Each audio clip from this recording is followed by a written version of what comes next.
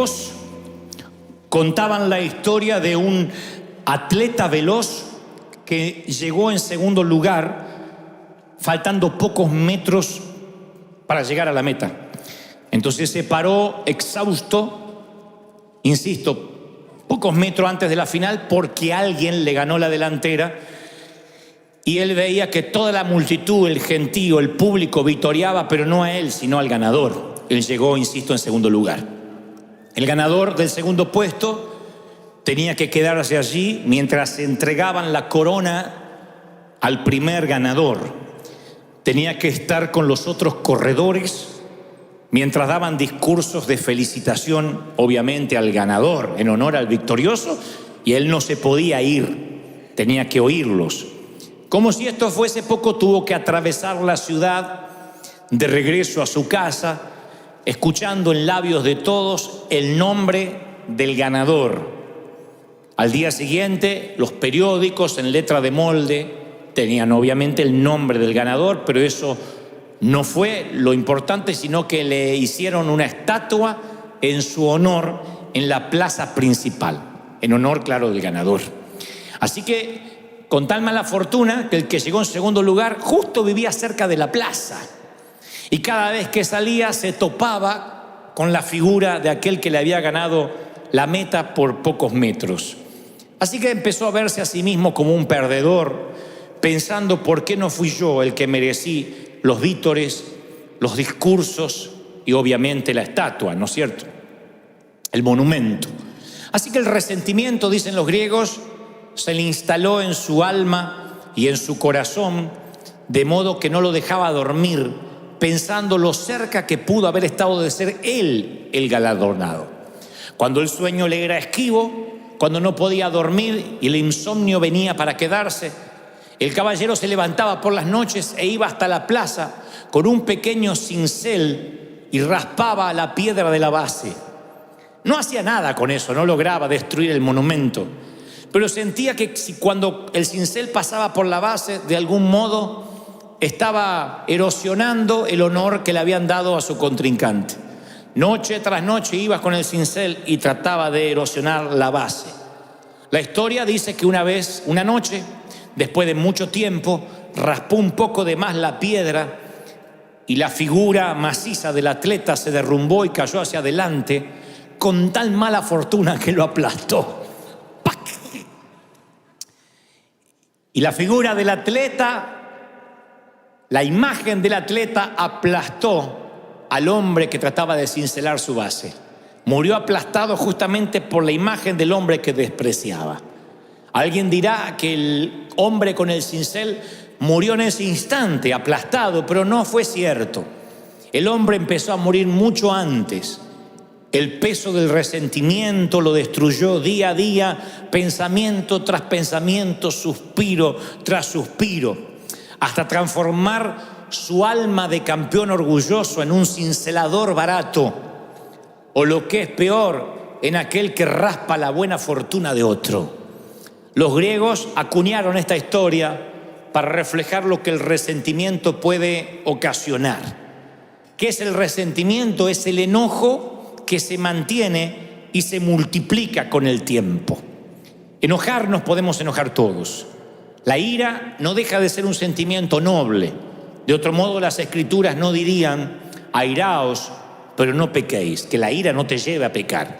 Pero el enojo, vaya, que es noble, porque el enojo, como la risa, como la alegría, como la felicidad, como el llanto, permiten catalizar emociones. Uno puede enojarse contra el pecado, puede enojarse con el diablo, puede enojarse contra la corrupción, contra los delitos de lesa humanidad, puede enojarse contra los politiqueros baratos cuando vemos que las cosas se hacen mal, o te puede enojar la desobediencia. El hecho que el Señor también dice: no se ponga el sol sobre tu enojo. O sea que el enojo puede que sea una emoción pasajera. Nos enojamos en el tránsito, nos enojamos en una sala de espera, nos enojamos cuando nos cargan la gasolina incorrecta o cuando la cargamos incorrectamente, nos enojamos cuando no nos alcanza el dinero, nos enojamos cuando la suegra dice que se quedará unos días más. Pero si ese enojo permanece, puede que se multiplique y entonces se transforme en resentimiento. Cuando es un resentimiento no notamos que está, puesto que no es un sentimiento que sale a flote, sino que se oculta debajo de la superficie y es imposible encontrarlo con algún detector, ni de metales, ni de oro, ni mucho menos un detector de pecado. Navega en las profundidades de nuestra vida sin que nos demos cuenta. Entonces uno puede aparentar que está en paz, pero hay una furia de ira que está en el interior, que no se puede notar de manera fácil. Puede que demos la impresión de una figura serena, pero empieza a crecer ese sentimiento horrible, porque ahí está, escondido, reprimido, abriendo sus fauces subterráneas de veneno, que tarde o temprano va a infectar al resto de las relaciones. Infecta. Es un efecto colateral. Cuando uno está resentido, todo lo que toca empieza a ensuciarse o a envenenarse. No nos damos cuenta, pero nos volvemos de alguna forma personas tóxicas. La toxina que uno libera cuando uno tiene resentimiento, cuando uno tiene dolor, a lo mejor es inherente a nosotros, ni nos damos cuenta que la estamos liberando. Pero nuestros hijos empiezan a tener el mismo nivel de vida, nuestros amigos empiezan a saber que hablar con nosotros siempre es quedar con un sabor agridulce. Hay gente que al hablar te deja un sabor agridulce. No es una persona que te amarga del todo, pero tampoco que te deja una sensación de bienestar. Son personas que a lo mejor te visitan, se van de la sala de tu casa y te queda una sensación, esa es la palabra, nada describe mejor que lo agridulce. Estás feliz porque tu amigo, tu pariente estuvo allí, pero a la vez te queda una sensación de carga. Puede pasar con tus propios padres, puede pasar con alguno de tus hijos, que viene y te queda una sensación extraña, y no es porque no se te pueden contar los problemas. A mí me pueden contar un montón de problemas, pero cuando esos problemas vienen revestidos de resentimiento, uno puede notar un dolor que deja una toxina en la atmósfera, en el ambiente. Oí por allí una historia que en los tiempos donde la rabia no se podía curar, un hombre fue mordido justamente por un can, por un perro rabioso.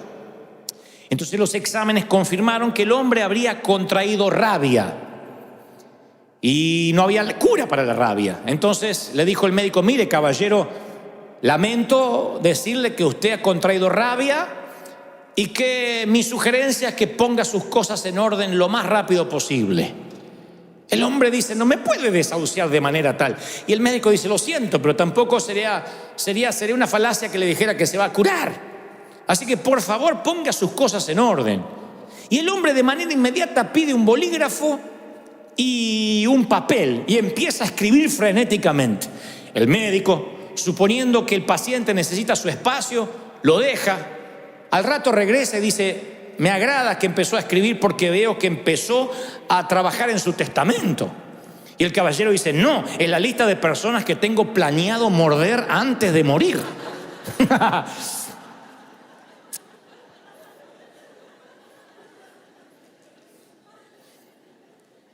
Entonces los resentidos son aquellos que fueron mordidos alguna vez y canalizan su energía mordiendo a otros.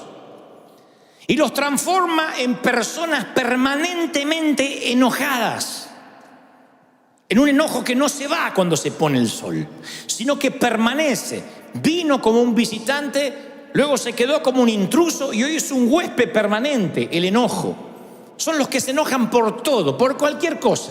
Por el calor, por el frío, por la montaña, por la nieve, por los autos, si hay tránsito, si no hay tránsito, todo. Porque todo lo que se le viene a su mano para hacer o se le pone enfrente termina siendo la gota que rebasa un vaso que ya viene lleno. Termina siendo el efecto residual de otras situaciones del pasado. Y dicen los médicos, porque yo siempre trato de asesorarme de no predicar algo que nada más tenga un contenido espiritual y que digan: bueno, eso porque tú lo crees. Si bien vivimos por fe y esto se trata de un mensaje espiritual, a mí me gusta cuando además lo espiritual está respaldado por los científicos, porque por un lado o por el otro tienes que terminar creyéndolo.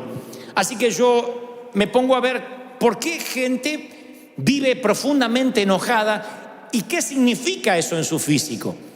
Y entonces hablan de que cuando alguien vive con un enojo permanente, graba profundas líneas en sus rostros, que no son las arrugas de un buen vivir, son líneas de ceño fruncido. Cuando te ríes mucho, se te hacen acá, marcas acá como el Joker. Cuando te enojas mucho, se te hacen un montón de líneas acá. Y la trompa te sale como pato, como Lucas. Cuando te enojas. Y entonces dicen, las personas que estudian estos comportamientos, el resentimiento hace que los rasgos se endurezcan. ¿Saben lo que son rasgos duros? Endurecer los rasgos no es necesariamente lo que ocurre con el correr del tiempo. Eventualmente todos envejecemos. El tema es cómo uno envejece. Los rasgos blandos son los rasgos que tiene un niño. Cuando uno conserva los rasgos blandos, aunque tenga 50, 60, 80 años, tiene una cara de paz, una cara angelada, una cara donde el resentimiento no hizo un habitáculo. Cuando los rasgos se endurecen, son esas personas que aunque tengan 25 años, tú no sabes por qué. Sí tiene 25, pero aparenta tener 50. Porque sus rasgos se endurecieron, su ceño se frunció. Y eso tiene que ver con la manera en que el cuerpo cataliza el resentimiento, la falta de perdón. Por otra parte, dicen los médicos que la falta de perdón o el resentimiento encorva los hombros, encorva la postura corporal, cambia porque uno lleva un peso espiritual. Ellos le dicen un peso anímico, pero es un peso espiritual. De manera que uno se encorva, en vez de estar paradito derecho, uno tiende a encorvarse. Van a ver que la gente resentida cada vez se hace más chiquita. Cuando yo doy estos síntomas, o los muestro, lo primero que se nos viene a la cabeza es: ¿quién quiere tener un estilo de vida así? ¿Quién quiere vivir encorvado, con los rasgos duros, con el ceño fruncido? Nadie. ¿Quién elegiría vivir ese estilo de vida? Nadie. Sin embargo, el resentimiento entra a veces sin nuestro consentimiento y después nos acostumbramos a vivir con él. Si vas a buscar en la Biblia la palabra resentimiento, no está, no aparece en las concordancias. Es un término relativamente moderno, acuñado hace 2 siglos atrás. Pero Pablo, el apóstol, utiliza una frase que se acerca mucho al significado de manera sorprendente. Y cuando les diré dónde, se van a sorprender más todavía. En el capítulo del amor aparece lo más parecido al resentimiento. En 1 de Corintios 13, donde está la prosa más elegante acerca del amor, allí aparece semiescondido lo que sería contrario justamente al amor puro, el resentimiento. Es aquel versículo 5 donde dice: el amor no hace nada indebido. Claro, esa es la traducción, en este caso al español. El amor no hace nada indebido. Sin embargo, en el original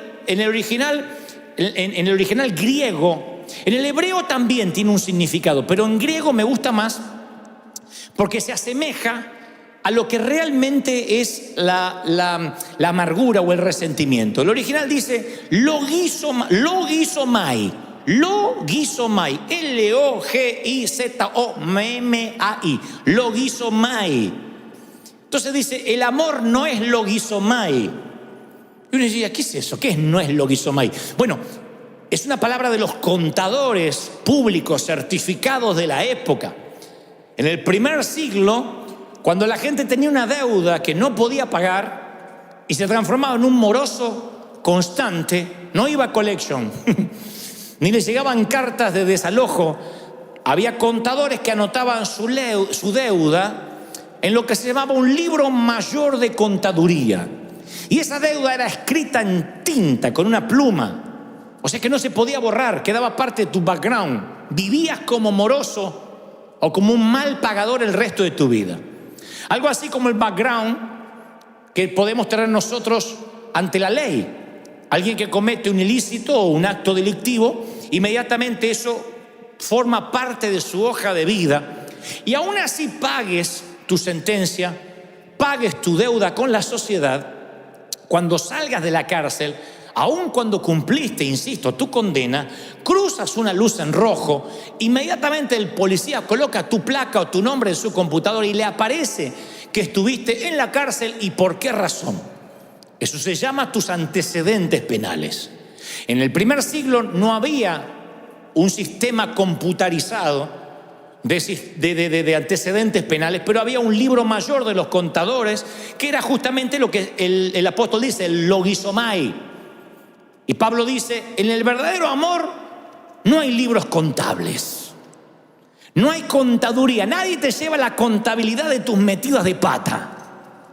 El verdadero amor no publica tabla de posiciones, quién salió primero y quién salió segundo. El verdadero amor no hace lista de a quienes tienes que morder. El verdadero amor, y esto le da título al mensaje, se acuerda de olvidar. El verdadero amor te dice, acuérdate de olvidar. No lleves libros contables de lo que te hicieron, cómo te hicieron, cuándo te lo hicieron.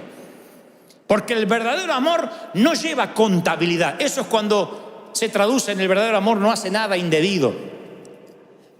Dios se olvidó y se olvidó de que se olvidó.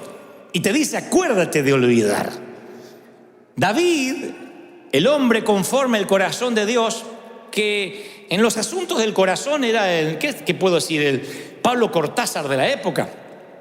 Era Gabriel García Márquez. Con el mayor respeto que me merece David, no lo estoy comparando con estos autores, pero digo, el escritor del amor por excelencia. Sus salmos podrían componer millones de canciones hasta la fecha.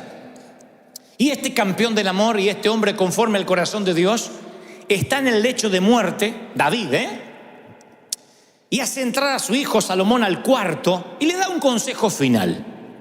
¿Qué creen que le dice? ¿Cómo batallar? ¿Cómo pelear sus batallas? ¿Cómo luchar contra el orgullo? ¿Cómo no pecar? No creerán cuál es el consejo que le da en el último aliento a Salomón. Primera de Reyes 2:5 nos deja un registro de esas patéticas palabras.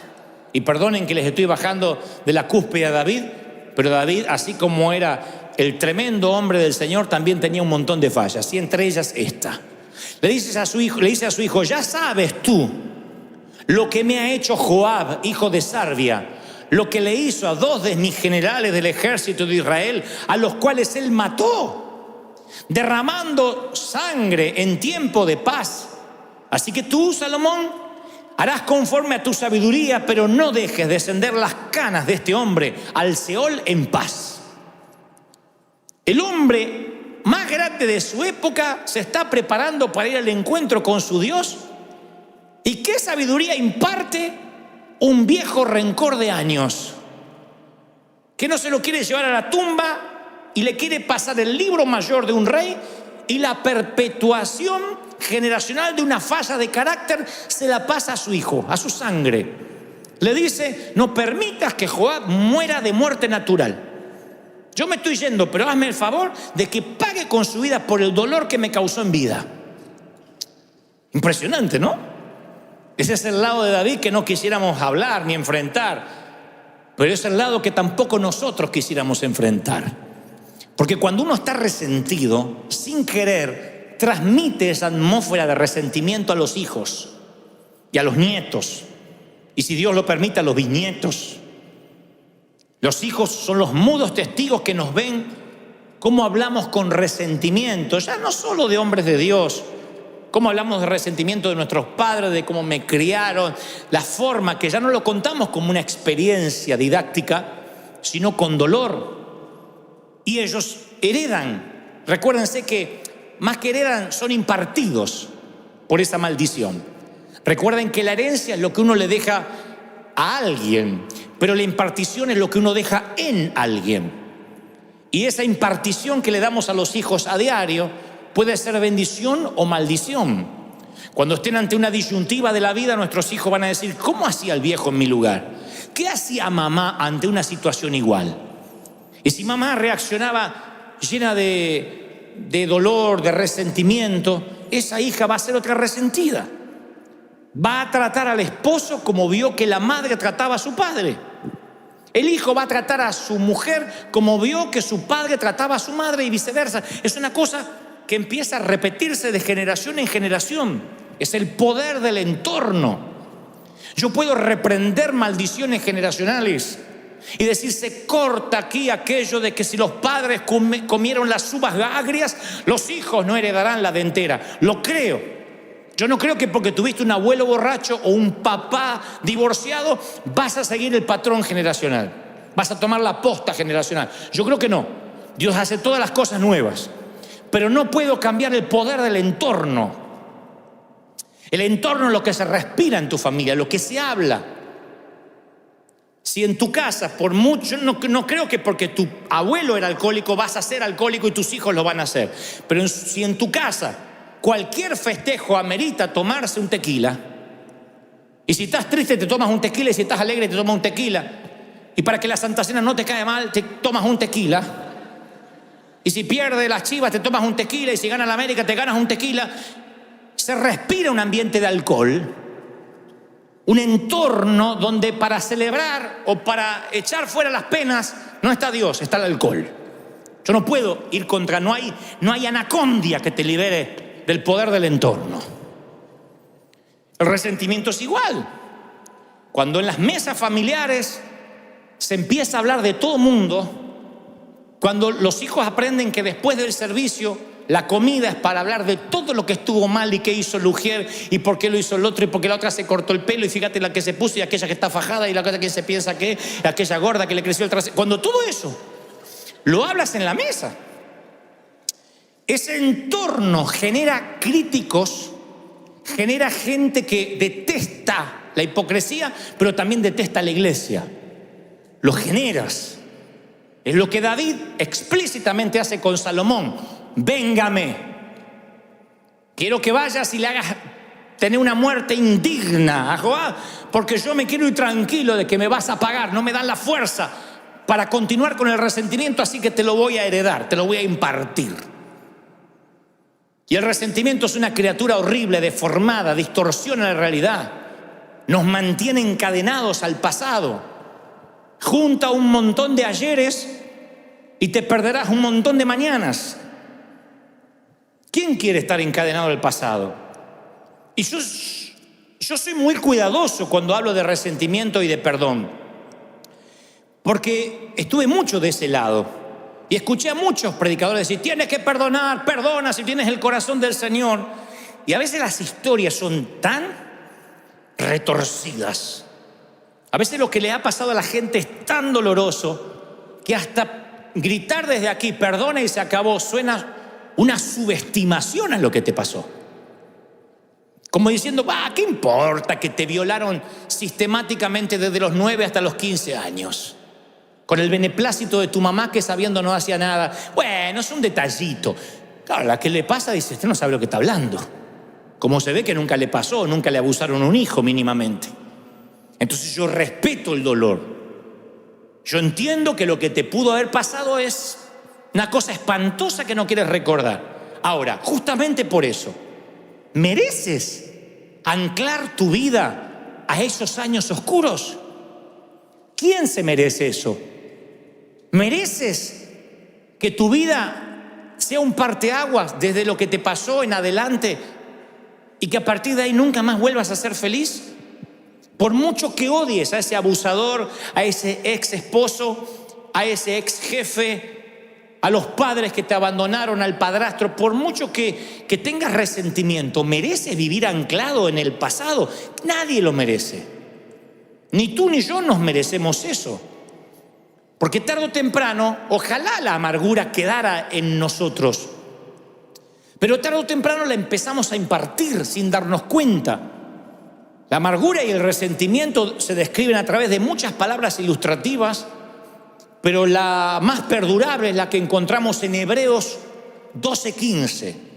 El escritor a los hebreos dice, mirad, no sea que alguno deje de alcanzar la gracia de Dios.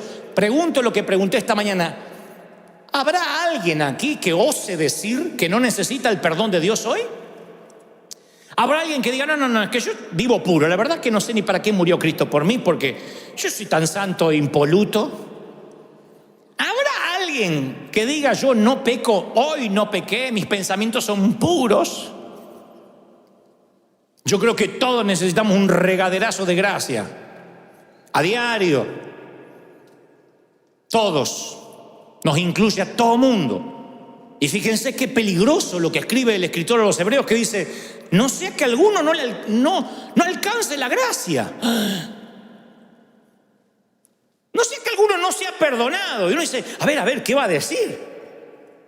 ¿Qué es lo que no tiene perdón? Bueno, dormirse en un sermón de Dante podría no tener perdón.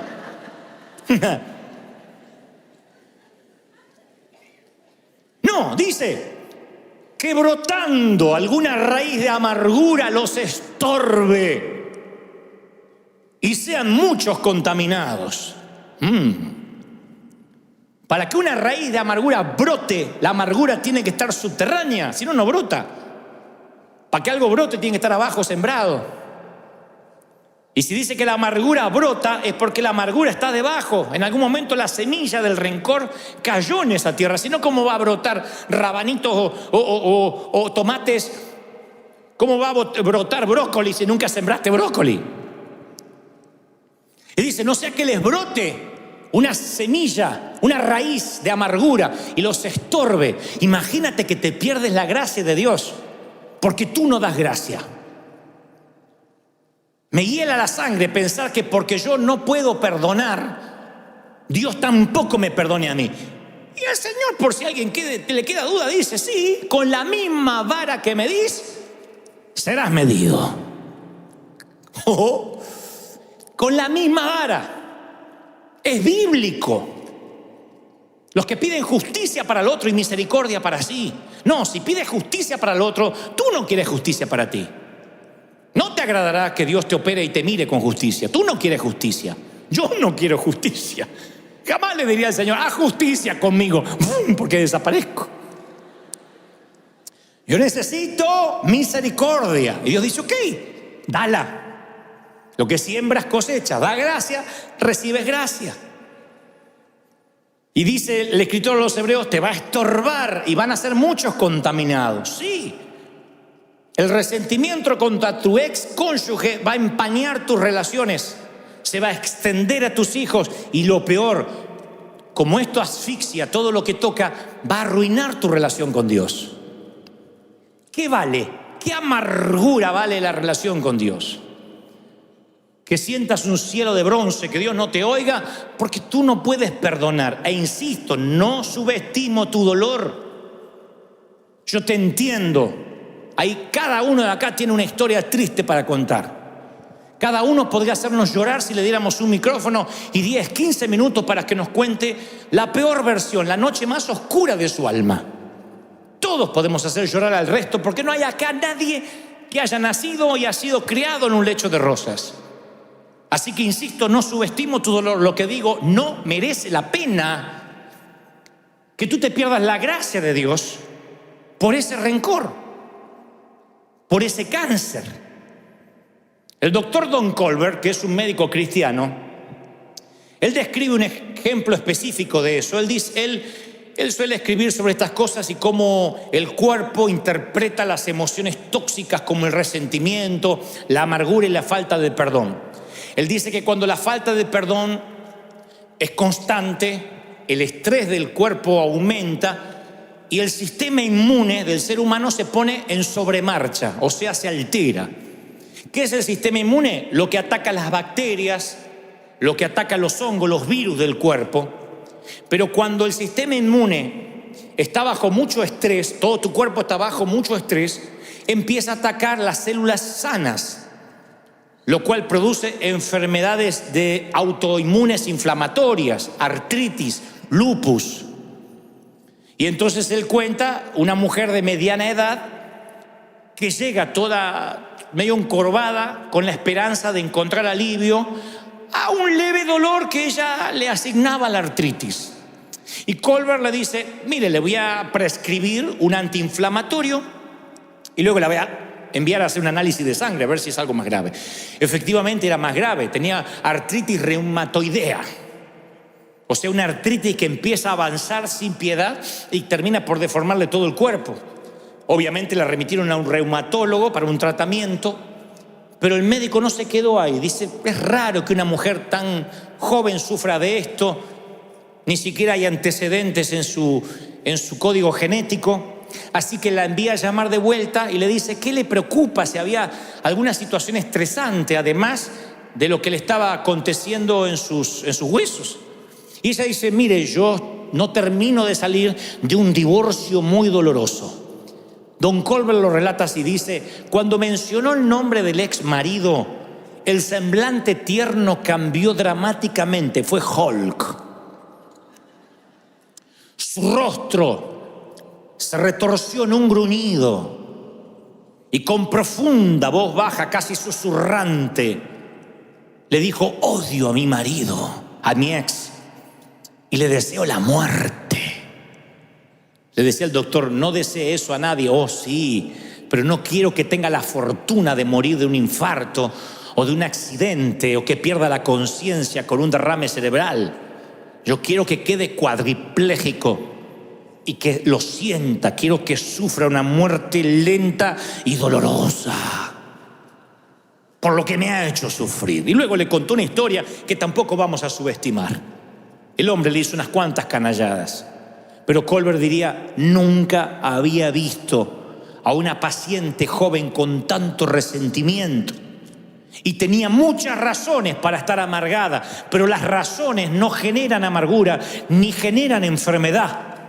Lo que generan la amargura y la enfermedad es la actitud con la que asignes esas razones, la actitud con la que reacciones a esas razones. La actitud, la manera en que tú te paras ante lo que te hicieron, te termina enfermando. Es como tomarte el veneno y esperar que se muera el otro. Te termina enfermando. Arriesgamos no solamente nuestra salud espiritual, sino también la física. Es peor que la metástasis, que el cáncer, que la leucemia, porque el cáncer prevenido a tiempo o diagnosticado a tiempo, hay muchas posibilidades de curarse. No así sucede con el resentimiento y la amargura que echa raíces profundas. La metástasis de la falta de perdón echa raíces tan a raudales, se extiende a raudales y echa raíces tan hondas que no nos damos cuenta hasta que brota la raíz de amargura, hasta que brota la semilla, y ahí te arruina la relación con Dios y con los que te rodean. Empieza a tener el resentimiento vida propia, empieza a nutrirse de tu energía, de tu unción. Acuérdense que todos tenemos cierta dosis de energía para cada día. Y esa energía bien administrada, llegas con mucha energía a la cama, al final del día, cansado, exhausto, pero hiciste un montón de cosas. Si estás con resentimiento, yo te aseguro, te levantas a las 7, a las 6, 11 de la mañana no te da mal cuerpo. A las 11 de la mañana se te parte la cabeza, lo que sueñas es, te arrastras todo el día hasta llegar a la cama. Si lo ves semanalmente, el lunes empiezas con energía, el martes ya no tienes más y no sabes ni cómo llegaste el viernes. ¿Qué te drena esa energía? Los problemas. Problemas tenemos todos. No eres ni el primero ni el último que puede tener un problema matrimonial, problema con los hijos, problema con falta de dinero. Bienvenido a la vida real. El tema es la actitud que tomes ante los problemas. No significa que los ignores, significa de que no se te hagan raíces de amargura. Enójate y deja ir el enojo antes que se ponga el sol. Porque hay un momento que tú tienes la amargura y hay otro momento que la amargura te tiene a ti. Ya no es algo que tienes, es algo que te tiene a ti. Y ese es un costo emocional que tú no puedes pagar. Tú tienes cierto presupuesto emocional que se te asignó, no lo dilapides. Se te da un presupuesto y no está en tu presupuesto ofenderte. Porque es un gasto que te deja en rojo. No gastes en ofenderte, porque te roba lo mejor que tienes. No está en tu presupuesto emocional el poder ofenderte. Y tú dices, bueno, ¿y cómo hago para extirpar esto? Bueno, yo te voy a dar la solución, por lo menos lo que el Señor me decía ayer cuando me mostraba que los iba a traer y que tenía que darles este mensaje. Número uno, quiero que pienses, porque yo lo he hecho muchas veces, ¿por qué guardamos resentimiento?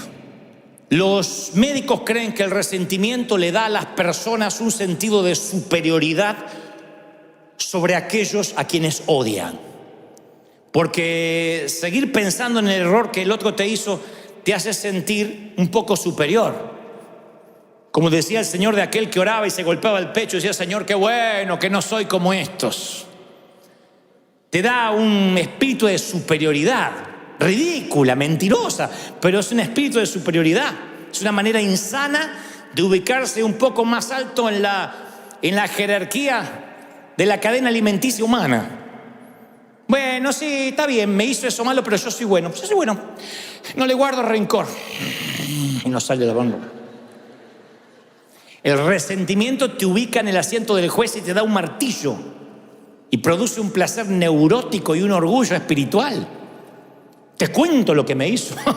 Siéntate, te voy a contar desde el principio. Cuando te cuente lo vas a querer matar igual que yo. O sea, lo pones en papel de acusado y tú te pones en papel de víctima. En muchacho o muchacha de la película. Entonces yo siempre invito a pensar, a ver, ¿por qué le tienes resentimiento? Y generalmente las personas con estima dañada son las más propensas a resentirse, porque entonces equilibran su baja estima odiando a alguien. Se ponen en papel de bueno. Para que haya un Spider-Man tiene que haber un... ¿cómo se llama el otro? Un Duende Verde. Para que haya un Batman tiene que haber un Joker. Entonces necesitamos un némesis. Necesitamos un enemigo en alguna parte para decir, bueno, yo soy mejor. Yo soy más bueno. Si no, pasamos a ser nosotros los villanos. Dios nos libre. Siempre estamos buscando a alguien que sea más odioso que nosotros. Entonces nos ubica en una postura, en una jerarquía superior. Así que yo siempre le invito a las personas con resentimiento, vamos a pensar. Y luego le digo, escríbelo, porque a veces lo he hecho. Uno de los mejores dones que Dios nos ha dado es el talento de operar una lapicera sobre el papel. Entonces yo le digo, a ver, escribe lo que te hizo. Usted dice, no, es que yo sé lo que me hizo, no necesito escribirlo. Pero yo le digo, escríbelo, porque es increíble cuando uno lo escribe, como cuando uno quiere poner esos sentimientos ante la vista, uno se sorprende, no sabe qué poner.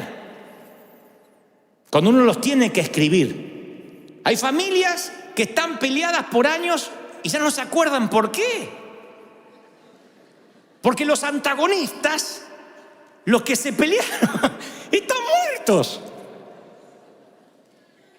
Resulta que la abuela Ana, la abuela materna, se peleó con los de la otra esquina y las dos familias se odian como los Montesco y los Capuleto de la obra de Shakespeare y no saben por qué.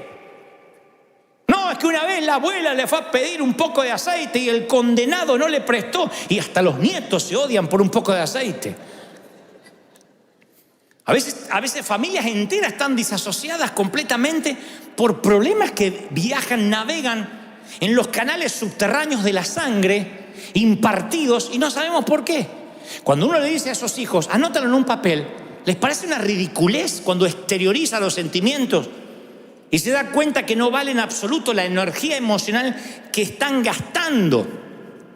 Cuando uno los escribe son sentimientos vagos, amorfos, que dices, bueno, a ver, es que... porque hay cosas graves, un abuso, una violación, una infidelidad, pero después hay lo que yo llamo sensaciones.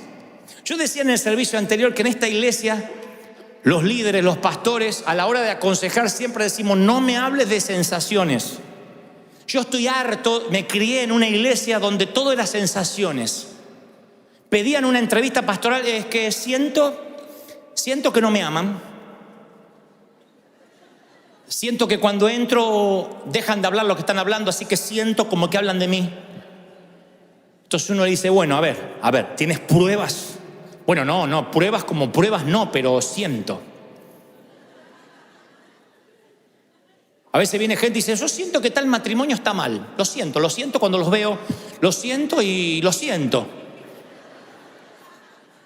¿Y qué estuviste en la habitación? ¿Te contaron? No, pero siento. El otro día vi detalles, cosas que siento y me preocupan. Imagínense si la iglesia multitudinaria se manejara por sensaciones. Entonces yo suelo decir, a ver, si tuvieras que llevar esto ante un juez, que te dice, a ver, acá tenemos 15 minutos para tratar su caso. No me venga con sensaciones, véngame con pruebas, con testigos. ¿Qué pasó? Ah, bueno, no, pero yo vi que movía los labios y parecía que dijo mi nombre. Sensaciones. La mayoría de los resentimientos vienen por sensaciones. Por cosas que no tienen asidero. Entonces cuando uno las escribe se da cuenta, no tengo pruebas, me estoy preocupando sin asidero, sin tener de qué. Es como el niño que está asustado en la oscuridad en la película Monster Inc., la primera, donde el niño ve la manga de un saco, de una chaqueta y cree que es un monstruo. Cuando enciende la luz el padre se da cuenta que es una chaqueta. Y lo mismo pasa cuando traes tu amargura de la oscuridad hacia la luz. A ver, ¿por qué estoy amargado? Te das cuenta que son tonterías, son sensaciones. Hay remordimientos de años porque alguien te dijo no a una invitación a cenar. No lo invito nunca más en la perra vida.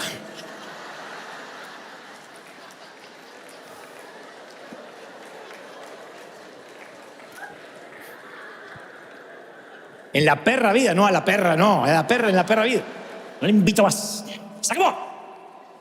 Me acerré. Y cuando yo me cierro. Y por ahí el otro no tenía ganas de ir a comer. Y se arman unos problemas, unos resentimientos. Ni les cuento cuando en nuestra iglesia un muchacho se ponía de novio con una muchacha y no llegaban al casamiento. No se casaban, estaban de novios, se dan cuenta que eran incompatibles, que no se llevaban, que les pareció que se gustaban, pero después que no. Gloria a Dios que antes de casarse se dieron cuenta. Pero ya eran dos familias enfrentadas. Con mi niña no van a jugar. Y ya se iba una familia dividida y la otra no. Si van ellos, yo no voy. Si el pastor no los echa, nosotros no nos congregamos más. Esas sensaciones, ridiculeces, que hoy uno en perspectiva dice, ¿de verdad? ¿De verdad? ¿De verdad alguien quiere que su hijo se case con quien no ama o su hija con quien no ama para que no haya problema, para que nos podamos sentar juntos en la misma iglesia? ¿De verdad? ¿Cómo uno entra en esos rieles de necedad por sensaciones? Pues yo digo, escríbelo, escríbelo, tráelo a la luz. ¿Por qué detesta? ¿Qué te dijo? Hay personas que detestan a hombres de Dios porque vio un videíto de YouTube. No, yo vi el video y lo conoces personalmente, te tomaste un café, pesaste su corazón, su espíritu. ¿Quién resiste el análisis de un video si una cámara te siguiera las 24 horas y editaran video de lo que dices? Y hay gente que odia con un odio visceral a personas porque vio un videíto y leí un estudio bíblico que hicieron en contra del fulano. Es increíble. Porque nada merece tu odio ni tu resentimiento si mínimamente no tuviste una confrontación seria, algo que está irremediablemente roto, que no se puede resolver, que no hay posibilidad de perdón. Por eso digo, piénsalo, luego escríbelo. El tercer consejo, no tengo base bíblica para esto, pero es terapéutico, resulta, porque yo creo que no hay solución psicológica a los problemas espirituales. Pero yo siempre digo, cuando un día estás muy enojado por algo, nada mejor para las emociones fuertes, para quitar el filo del enojo reciente, nada mejor que una válvula de escape como el caminar. ¿Ustedes dirán caminar? Sí. Salir de tu entorno. Cuando estás viendo que hay resentimiento, que se está gestando, sal a caminar. Si tienes cuentas con recursos, vete a pasear más lejos. Si tienes un automóvil, sube al auto y vete a dar vueltas sin sentido. Ustedes dirán, ¿de dónde sacaste eso? Abraham está metido en la tienda diciendo, no puedo tener hijo, estoy mal, estoy deprimido. Y Dios le dice, sal de la tienda, fuera. ¿Por qué Dios no le habla dentro de la tienda? Sal de la tienda y cuenta las estrellas si las puedes contar. Bueno, así, cabezón, serán tus hijos. Pero Abraham está en la lona, ve lona arriba, ve lona acá, está en la lona, está knockout, no ve nada. Dios le dice a Elías, vamos, vístete, cíñete, sal de la cueva, que largo camino te resta. Mi consejo cuando hay resentimiento, no te quedes hecho un ovillito tirado en el sillón mirando la Casa de Papel, porque no te resuelve nada. No resuelve eso las cosas. Cuando ves que hay un sentimiento que está creciendo, tienes que salir, despejar la mente. Háblame, Señor. Cantar, mirar los árboles, no sé, parece una bobería, pero es algo que el Señor le pedía a sus profetas. Muévete, sal, quiero hablar contigo. Corre, transpira esas emociones. Que vaya saliendo el rencor así mientras caminas. Después de 20 minutos quemas grasa, después de media hora quemas rencor.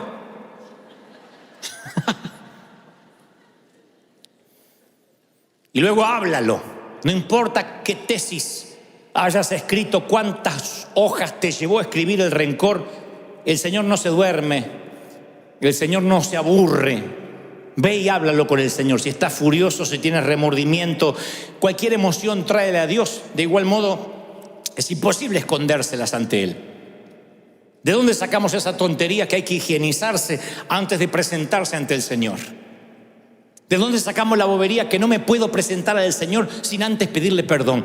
Ve y dile, así soy. Soy el hijo pródigo y vengo y huelo a marrano, huelo a puerco. Si vienes del chiquero, ¿a qué vas a oler? ¿A perfume francés? Señor, aquí estoy, oliendo a puerco. Recuerden que el abrazo que el padre le da al hijo pródigo se lo da cuando todavía huele a puerco, después lo manda a bañar. No dijo, primero te bañas, no te acercas a... No le dijo eso, le dio un abrazo con olor a puerco y después lo mandó a bañar. El Señor te va a limpiar, pero te va a dar un abrazo como estés. Entonces ve ante Él y dile, Señor, aquí estoy oliendo a chiquero, a estiércol de resentimiento. ¿Me ayudas o me ayudas? Porque soy tu hijo y tú me dijiste que vas a ser fiel y me vas a ayudar. ¿Lo crees? 2 misioneros atravesaban las junglas de Birmania. Un nativo, misionero nativo y uno que era novato. Y de pronto se meten en un lago hasta el cuello, un lago muy sucio. Y cuando salen del otro lado, uno de ellos, el novato, estaba repleto de sanguijuelas. Esos gusanos que se pegan y se meten en la piel. Tenía todo el torso, los brazos, las piernas, y se las empezó a arrancar. Y le dice el misionero, no. Si usted se las arranca repentinamente, parte del gusano, del insecto, va a quedar allí y se le va a infectar. Y si, ¿qué puedo hacer? Desesperado, imagínense, lleno de sanguijuelas. Dice, usted tiene que ir rápido a la aldea conmigo y meterse en un baño de bálsamo, en un baño de aceite. Y allí las sanguijuelas rápido quitan sus garfios y usted va a quedar libre. El resentimiento es una sanguijuela que se mete en tu corazón y no puedes tironear. Tiene garfios en tu vida. Por eso necesitas sumergirte en el bálsamo de la gracia de Dios. Decirle, Señor, mira, estoy lleno de sanguijuelas. Te tiras así, le Señor, me ayuda para ser libre, para ser sano. Y cuando la gracia, cuando el aceite te perdona, entonces tú puedes perdonar. Pero si nunca te dejas perdonar, tú vas a operar bajo la ley estricta del libro mayor. Vas a ser un contador, un contable. ¿Me hizo este? Aquel. Me ofendió. La está apoyando a esa loca. Y vas anotando. Por último yo digo, déjalo ir. Acuérdate de olvidar. Diga conmigo, me acuerdo de olvidar. Entonces, sea un olvidadizo generoso, minucioso. No seamos una rata guardadora, acumuladora. Uno se vuelve literalmente, quiero que la frase se nos pegue, porque a mí me duele cuando me dicen, no seas una rata acumuladora. La rata suele poner cosas en sus madrigueras y acumulan. Y uno tiene que aprender a desechar, a no guardar, a tener una amnesia selectiva. A decir, me voy a acordar de olvidarme. Una amnesia selectiva. A ver esto, al trash, a la basura. A ver esto, como cuando limpiamos el escritorio de la computadora, como cuando limpiamos el celular, cuando sacamos las cookies de sitios donde navegamos que nos ocupan espacio y nos quitan gigas de memoria. Decir, a ver esto, lo que me hicieron en 1982, ya está. El partido que Argentina le ganó a México ya está. Yo sé que es una amargura difícil de las sanguijuelas muy arraigada, pero ya está. Hay que dejarlo ir. No podemos estar sumando lo que nos pasó, más lo del 94, más lo del 2002, más lo del 2003. Hay que tener una amnesia selectiva y decir, yo es un presupuesto que no estoy dispuesto a pagar. Porque si estás enojado con alguien, lo cargas en tu espalda. Si te enojas conmigo, me llevas en la espalda toda la semana. Y si a la vez te enojas con tu suegra, vamos los dos. No me hagas eso. Es tu suegra, no la mía. No me pongas en tu espalda con ella. Viaja liviano y disfrutarás del viaje, porque aparte es la única manera de viajar que tenemos. Se supone que esta es la marca registrada de los hijos de Dios, que pagamos bien por mal, que bendecimos a los que nos maldicen. Se supone que esa es la manera, no hay otra. Miren, yo les voy a regalar esta historia. Antes de culminar, se la regalé en el primer servicio también a los que estuvieron temprano. La palabra dice que el verdadero amor echa fuera el temor, pero también echa fuera muchas otras cosas. Entre las cosas que echa es el resentimiento, lo echa fuera. Pero yo alguna vez oí una historia en que el amor y el resentimiento compartieron un cuarto, en una sala de hospital. En la sala de hospital había dos caballeros enfermos, uno de los riñones y otro de los pulmones. Debido a la condición de ambos, no podían tener un televisor, puesto que habían prescripto paz absoluta para la pronta recuperación de los dos.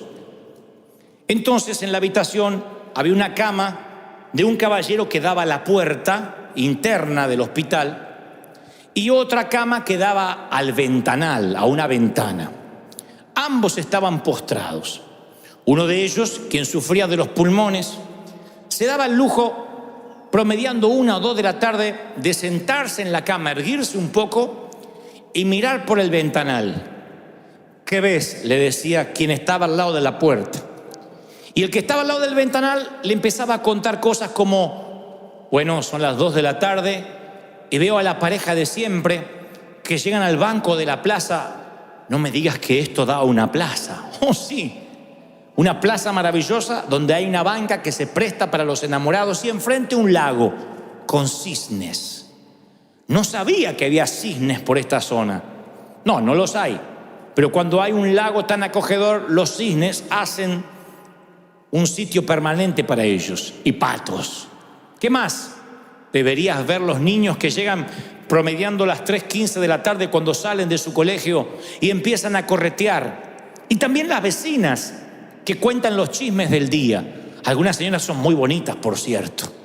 Y cuéntame más. Y cada día, quien miraba a la ventana le contaba a quien estaba del lado de la puerta el mundo que se abría detrás de las cortinas. Pero una semillita de enojo entró en el que estaba del lado de la puerta, porque en cierto momento pensó, luego de varios días, ¿y por qué no me tocó a mí del lado de la ventana? ¿Y por qué tengo que imaginarme con ojos imaginarios, valga la redundancia, lo que él ve con ojos reales? Y anidó ese enojo mucho más allá de cuando se puso el sol, de manera que subterráneamente le quedó una semilla de amargura que, como todo cáncer, empezó a crecer. Con el pasar de las semanas, ya ni quería escuchar al amigo que le relataba lo que había por las ventanas, porque maldecía que él no había gozado la suerte de estar él contemplando aquello que se veía detrás de las cortinas. Su enojo hizo que tuviera un bajón anímico y los médicos notan de que sorprendentemente empieza a empeorar. Que sus niveles de toxinas crecen, su glucosa empieza a variar. No entienden tal desmejoría, pero está tan amargado porque no puede ver por la ventana que empieza a ponerse grave.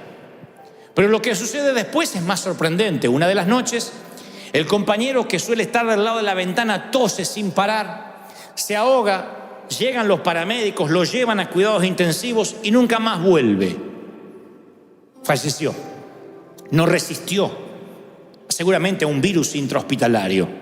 Y ahora el caballero que está al lado de la puerta pide si es posible que a él lo trasladen a donde estaba su amigo o su ocasional compañero de cuarto, ya que no va a volver. Los enfermeros consideran que es un pedido noble, así que le cambian la cama y lo ponen del lado de la ventana. Y él inmediatamente, apenas se van los médicos, se reincorpora para ver él lo que apenas podía soñar a través de los ojos del amigo. Y descubre que en la ventana hay un gran paredón. No hay plaza, ni mucho menos cisnes, ni arroyos, ni parejas dándose arrumacos, ni niños correteando. Lo que en realidad le contaba el amigo era una ficción para alegrarle un poco su estadía al compañero. Lo que estaba haciendo era un favor para él, y él lo apagó con su rencor y con su resentimiento. Nunca olvido la historia, porque nos enseña que lo mejor de esta vida suele ser gratis y no hay razón para estar resentido. Las mejores cosas todavía no te las han cobrado: el respirar, el vivir, el contemplar. Y a veces, por mirar la estatua de alguien más, en lugar de ser un campeón y volver a competir, nos volvemos en un cincelador barato. Nos transformamos en simplemente el que raspa la fortuna ajena. Y no vale la pena. La vida es demasiado hermosa, demasiado bonita, haya tocado lo que nos haya tocado, para que el rencor nos quite la felicidad. Vamos, dale un aplauso al Señor, al Rey de Reyes. ¿Lo crees? Ponte de pie, ponte de pie.